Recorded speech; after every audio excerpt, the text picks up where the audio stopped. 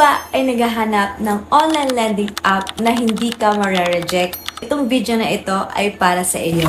Stop scrolling muna kasi merong bagong update si Online Loan Pilipinas or si OLP. SEC registered, meaning legal po silang nag-ooperate, hindi lang ito yung mga app na fly-by-night. Pwede ka na nga daw humiram dito up to 40,000 pesos at pwede mo itong bayaran sa loob ng 6 months. Pero depende po ito sa iyong profile at sa kanilang assessment. Kaya ngayon ay muli nating re-reviewin itong si OLP. Legit ba talaga? Paano ang kanyang application process? Para kanino ba siya nababagay? At syempre, ano ba yung mga dapat mong bantayan bago ka humiram dito? Kung may emergency ka, panghanda, pangbayad ng bills, bigla ka na short, wala pa yung sahod, or short-term need lang, importante na alam mo ang pinapasok mo. So, kung iniisip mo kung legit ba talaga si OLP at kung safe ba talaga siya, tapusin mo itong video na to hanggang sa dulo. Pwede nyo itong ma-download both iOS and Play Store at pwede rin siyang sa Safari or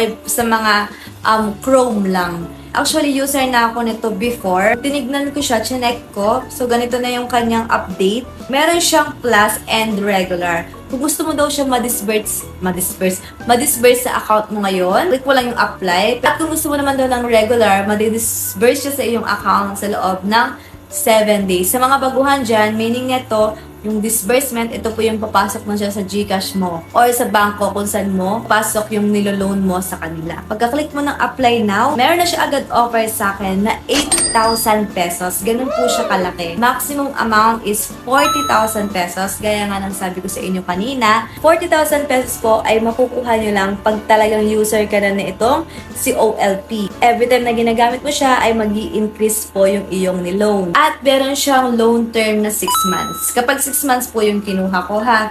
And ang aking repayment daw ay 2,060. So, late ko na siya nagawa ng vlog. Kinompute ko siya, 2,060 times 6 months is equal to 12,360. Minus natin yung 8,000 na makukuha natin.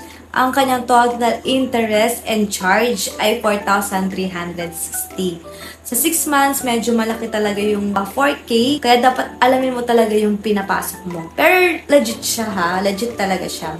So, kung okay ka na doon, click mo lang yung Get Money Now sa baba. Effective monthly interest rate na 9%.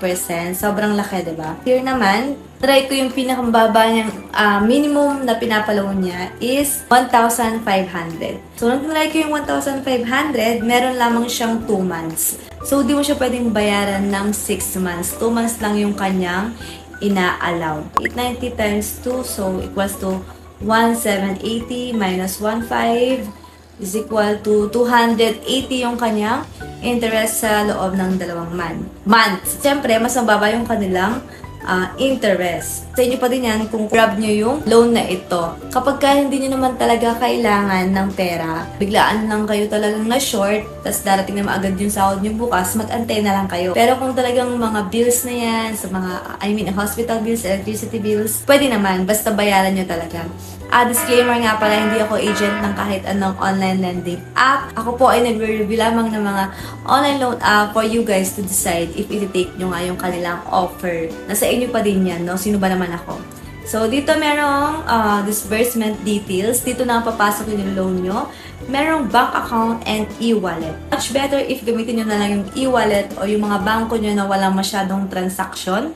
Para for me, mas safe yun. Pag okay na kayo, click nyo lang yung I agree with the following terms and conditions. Basahin natin siya ulit, no? Kung early repayment ka, medyo pangit din pala siya. Kasi, for example, January 7 pa yung due ko, tapos nagbayad na ako ngayon na December 21, 2025. Ang taas lang kasi meron siyang 800 pesos na fee. Pagkatapos nun, magsasend sila ng one-time passcode or one-time PIN na ito-type nyo lang dyan and then mag-aantay ka lang ng at least 30 seconds. Pinutin mo yung Get Money at ayun, buo mo nga makukuha yung 8,000 pesos. So, sa 6 months nga, babayaran mo siya ng 2,060 pesos. Sobrang dali lang talaga mag-apply sa kanya. Yan ang quick but honest review tungkol kay online Online Loan Pilipinas. Uulitin ko lang, SEC registered sila. Pwede mo silang i-verify sa www.checkwithsec.sec.gov.ph. Quick reminder lang, basahin mabuti ang terms, intindihin po ang interest at ang due date, mangutang lang kung kaya mo talaga siyang bayaran. Tandaan, kahit legit ang isang lending app, responsible borrowing pa din ang pinaka-importante. Huwag mangutang kung madaling mangutang. Gets nyo ba? Nakatulong sa itong pag-review nito? Just comment down below. Don't forget to hit like, comment na din, share, and subscribe. Comment pa kayo dyan kung may gusto kayong i-review.